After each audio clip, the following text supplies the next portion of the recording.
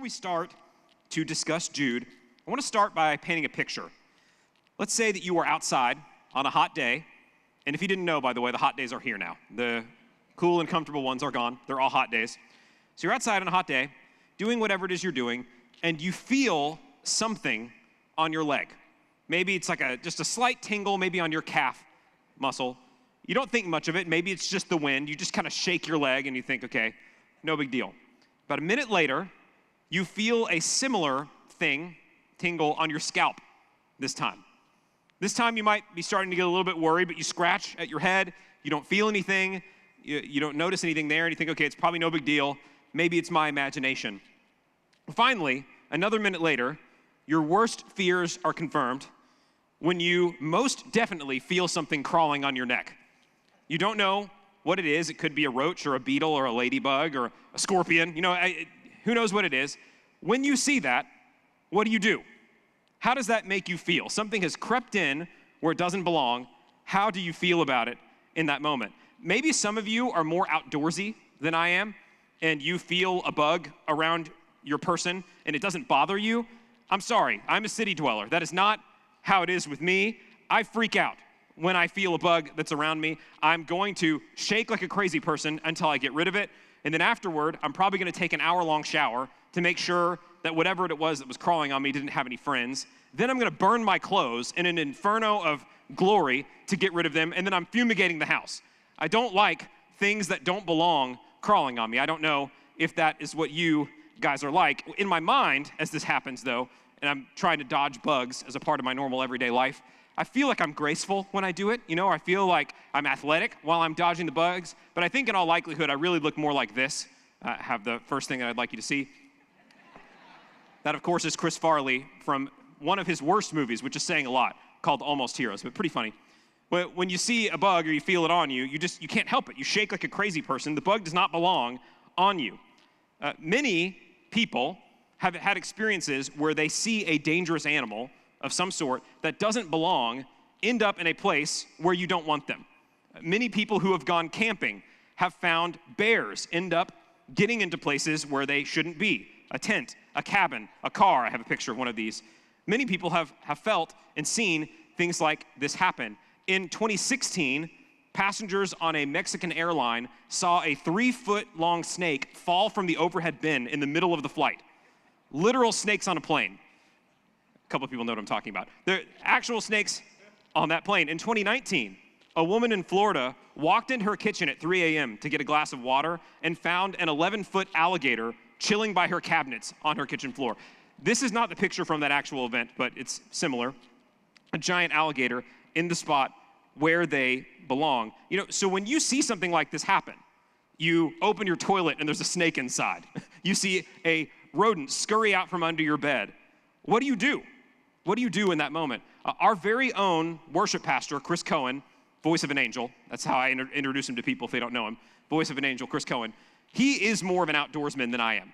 So he actually will go out and do things in the wilderness. He is not a city person like me. And he told me a story that about 3 years ago, he was on a little trip. He went to Huntsville State Park, and he wanted to get out in nature and go fishing. And so he was out on the water in a kayak, and he was standing in the kayak fishing. He was kind of near the edge of the water, I believe. By the way, I'm going to try and get the story as accurately as I can, but pastors have been known to embellish details a time or two. So I'll try to be factual here. But he's standing and he's fishing, and in the process of that, he sees a splash in the water that he thinks might be a big fish, but in a moment later, he found out that it was not a big fish. He sees a large alligator swimming at him quickly, charging him, and he sees the tail whipping.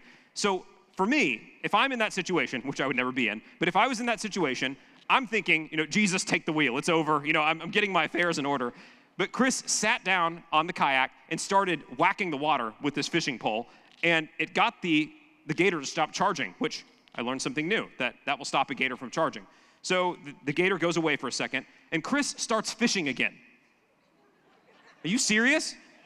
He starts fishing. A few minutes later, that same alligator starts to charge him again. He sees the tail whipping, and he whacks the water again, and the gator kind of goes down and keeps its eye above the water. And at that point, Chris was like, okay, it's probably time for me to move. You think? I mean, come on, the first time, that was your sign. So then he moved, And then when he looked back, he noticed why he was getting charged. The baby alligator was very close to where his kayak was. And so mama was coming to protect the baby. Now, for Chris, he still does outdoor things. For me, if I had that experience, I'll just tell you what would have happened. I would have gotten out of the water. I would have put that kayak into a wood chipper. I would have gone home, put my house on the market, and moved to a state where alligators do not live. When an animal gets to a place where it shouldn't be and it's dangerous, you have a couple options. You can either try to fight the animal, which I have a rendering of what our minds might be doing when we're fighting an animal. This is from a commercial, by the way, from many years ago. It's a salmon commercial. You can fight the animal, which is not how that actually works. The answer is this. When you see something dangerous, get to a place where it doesn't belong. You see imminent danger. The answer is pretty simple. You get out. You get away. If you find the alligator in your kitchen, you don't try and catch it. You run and you call the police or somebody, your mom. You try and get someone else to deal with the issue for you. When you see danger, you need to get out. And that is the message that we are going to talk about tonight. When you see real, imminent danger that has crept into a place where it doesn't belong, don't flirt with it. Don't stay near it. You need to separate yourself from the thing that could kill you. Chris, we maybe could not be hearing his beautiful vocals. He was too close to that alligator. Terrifying. When you see danger, you get out. And that is what Jude has in mind in our verses today. So we are going to pick up in the second part of verse 3 of Jude. If you remember, Jude is the second to last book of the Bible, right before the book of Revelation. It only has one chapter. And last week we talked about the intro to this, who Jude was, probably the brother of Jesus and a leader in the early church. And he says this. He says, I felt the necessity to write to you, appealing that you contend earnestly for the faith, which was once for all handed down to the saints. Why? For certain persons have crept in unnoticed, those who were long beforehand marked out for this condemnation, ungodly persons who turn the grace of our God into licentiousness and deny our only Master and Lord, Jesus Christ. If you remember, we talked about this last week. Jude says, I was going to write to you about our common salvation, but I've had to change course and tell you that you need to fight earnestly for the faith, the real faith that was handed down to you. And the reason he says is that there are people who have crept in unnoticed, like the bug or scorpion or whatever that crawls onto your body without you knowing, like the alligator who moves in through your AC unit in your window to get into your kitchen, like the bear. A bear does not creep in unnoticed. They just kind of probably tear things up.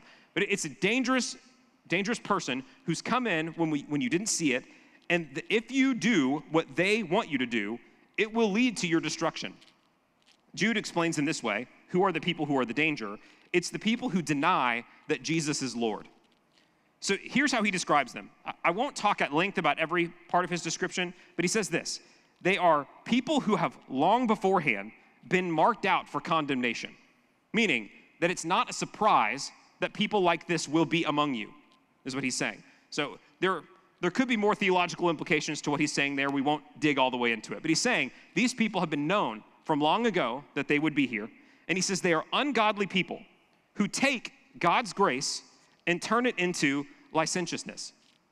I hinted at this last week. I like that we're reading Jude now because it kind of presents the opposite problem that the Galatian church was having. The Galatian church was having people come in and say, you need to take on really specific ethnic markers to please God. This group of people that they're dealing with are people that are saying, if you just know the right things, it doesn't matter what you do. You can do anything that you want. Licentiousness literally means having license to do whatever you please. It ultimately means rejecting the bounds that God has put on the world, saying, if God says that something is right or wrong for you to do, a licentious person would say, no, there's no rules. I can do whatever it is that I want. And ultimately, what they do is that they deny that Jesus is Lord. They deny that Jesus is the one who is in charge. And so Jude is saying, any person who is in your orbit, who is trying to convince you in whatever way that the way God tells you to live is how you should actually live, if they are trying to get you to move away from that, their end is destruction, and they will pull you with them. So the idea here is what we said before. They've crept in unnoticed. They are dangerous. So what should we do? Get out. Run away. Separate yourself from the person that will pull you from the Lord. Fortunately, Jude gives us some more specifics about what these people might look like, and he gives us different examples of the kind of things that we need to avoid. So let's go ahead and pick up in verse 5. In the first group that he's going to talk to us about are the unbelieving that are blended in among God's people. He says, "Now I desire to remind you, though you know all things once for all, that the Lord, after saving a people out of the land of Egypt, subsequently destroyed those who did not believe." Jude takes us back early in the Old Testament. God has chosen Abraham and his family, rescues them out of slavery in Egypt, says, "I have plans for you." But you may remember, the story did not go particularly smoothly from there.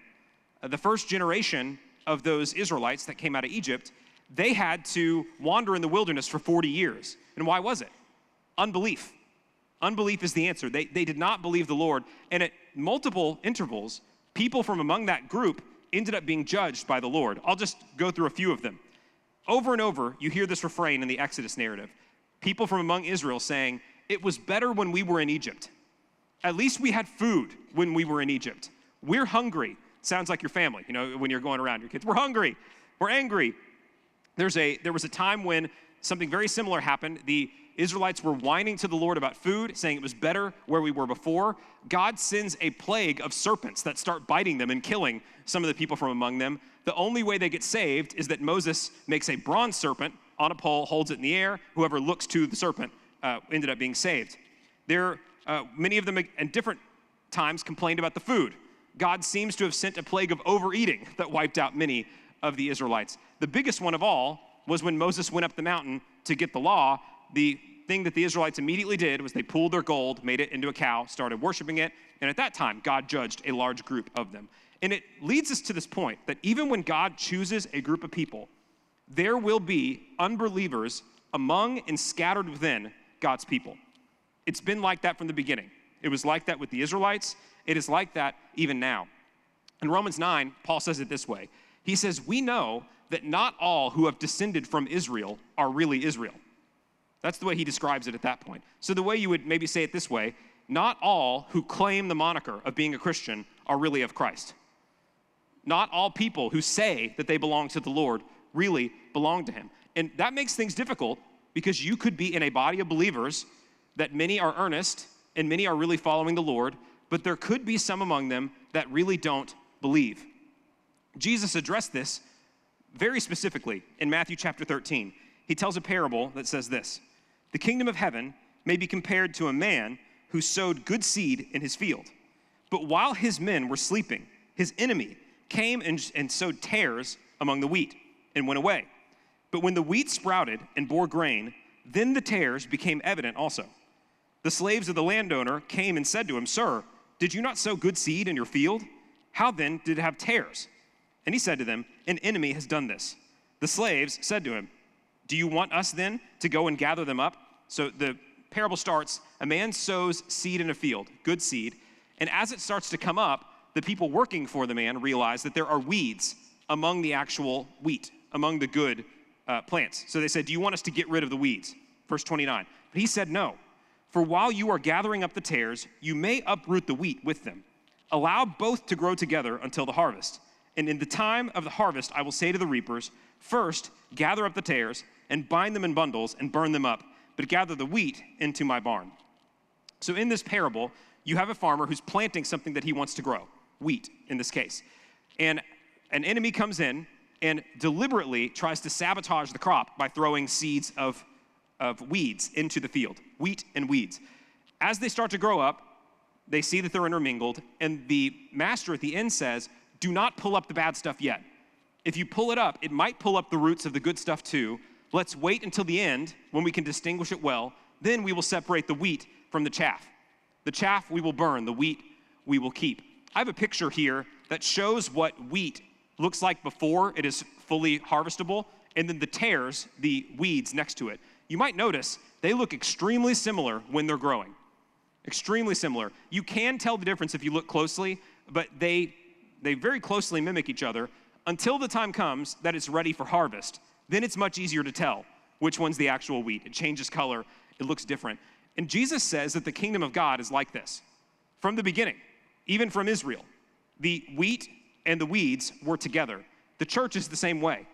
The enemy has sown seed within God's people that we may not always very easily be able to distinguish between the two. The time will come in the end when it's very obvious.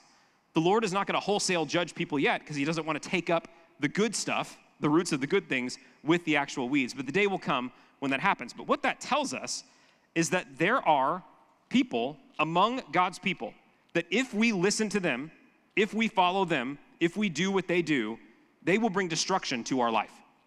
The way that Jude has said it here is that these people were marked out for destruction from before. That means every part of their life, not just their future, but even the current, they'll be bringing destruction to it. So how can you tell the wheat from the chaff? It's hard to tell, by the way.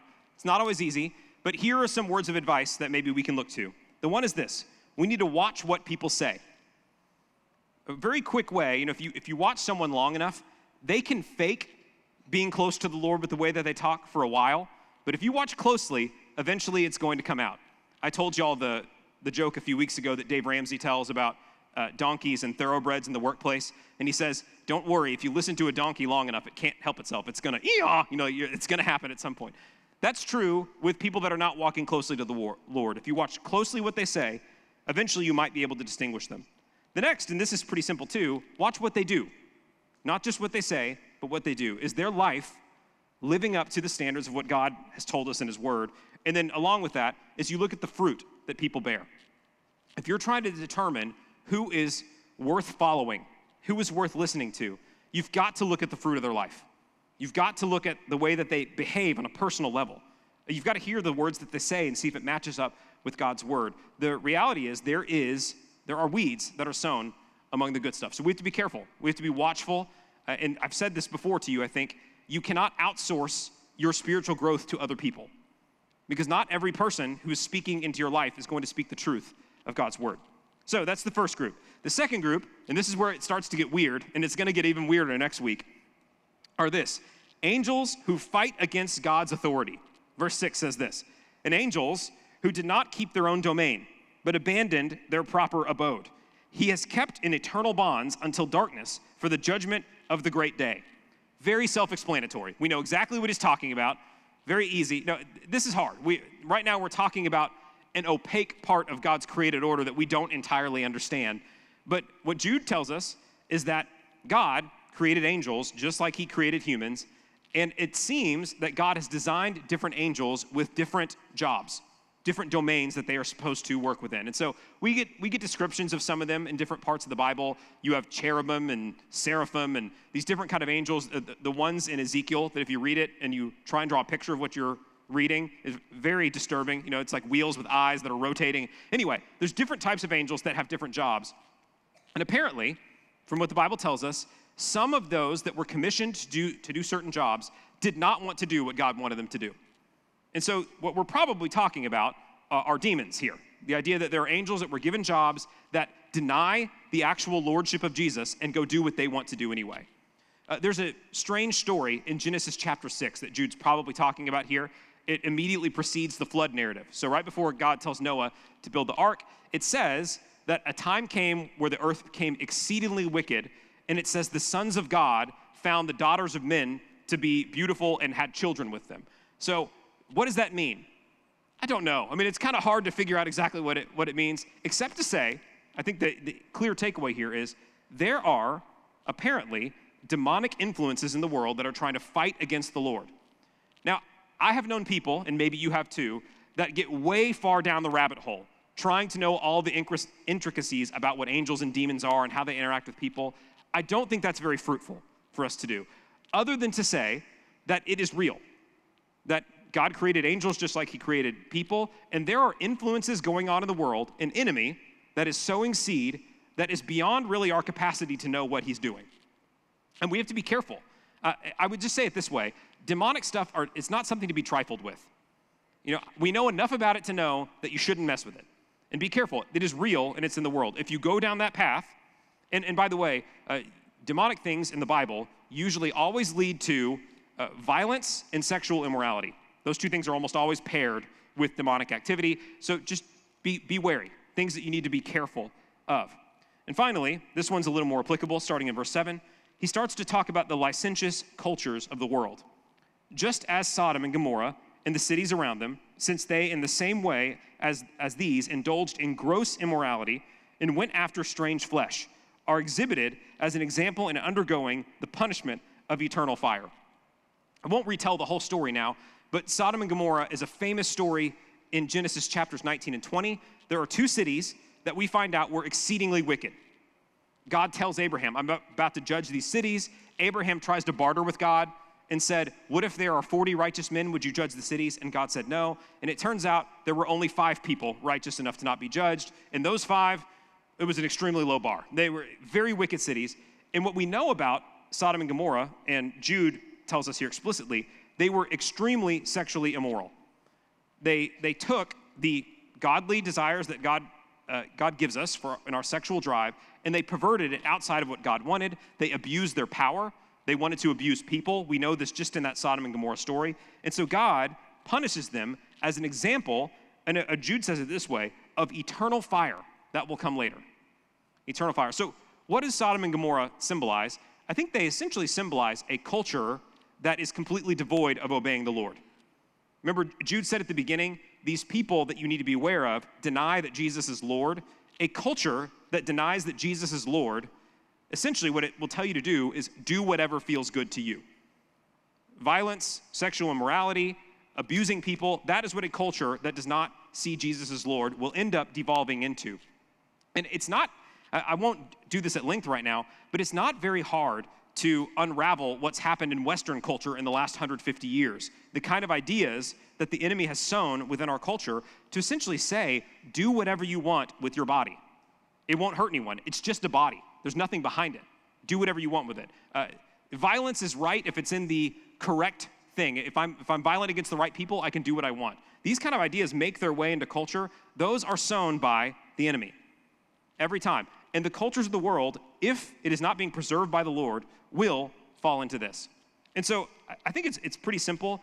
What Jude is warning us of is any influence, whether it is people pretending to be believers in the church, whether it is demonic activity, however that manifests itself, or whether it is what the world is saying to you, anything that is pulling you to deny that Jesus is Lord of your life, not just in a couple areas, but in every area, that is going to lead to pain and destruction in your life. In fact, the ultimate end of those things, and I think Jude's pretty explicit here, is hell.